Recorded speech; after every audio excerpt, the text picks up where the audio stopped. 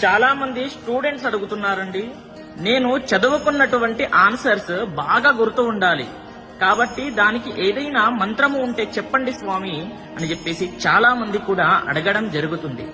చూడండి, తప్పకుండా మీకు మంత్రం ఇస్తాను. వీడియో చివరిలో చెప్తాను. దానికంటే ముందు కొన్ని జాగ్రత్తలు చెప్తాను, అది పాటించండి. చూడండి, చదువుకునేటప్పుడు ఫోన్ని కిలోమీటర్ దూరంలో పడేయండి. ఓకేనా? తర్వాత వినండి, మీరు హైజీనిక్ ఫుడ్ ని అలవాటు చేసుకోండి. ఓకేనా? మంచి ఫుడ్ ని అలవాటు చేసుకోండి. ఏది పడితే అది తినకండి. రాత్రి నానబెట్టుకున్నటువంటి పంకిన్ సీడ్స్ ఉంటాయి కదా, గుమ్మడికాయ గింజలు అంటారు, నానబెట్టుకొని పొద్దున లేసి తినండి. బాగా జ్ఞాపక శక్తి వస్తుంది. ఓకేనా? మరియు చదువుకునేటప్పుడు ఇంకో జాగ్రత్త చెప్తాను, వినండి. చదువుకునేటప్పుడు ఎప్పుడైనా సరే హార్డ్ ఆన్సర్స్ ఉంటాయి కదా, అది ఫస్ట్ లో చదువుకోండి. ఎందుకంటే మన కాన్సన్ట్రేట్ తగ్గుతూ ఉంటుంది టైం పెరిగినా కొద్దీ.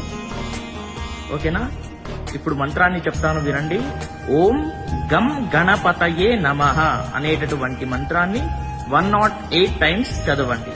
తర్వాత ఓం శ్రీ సరస్వత్యై నమః అనేటటువంటి మంత్రాన్ని కూడా 108 సార్లు చదువుకోండి. స్వస్తి సర్వే జనాః సుఖినో భవంతు.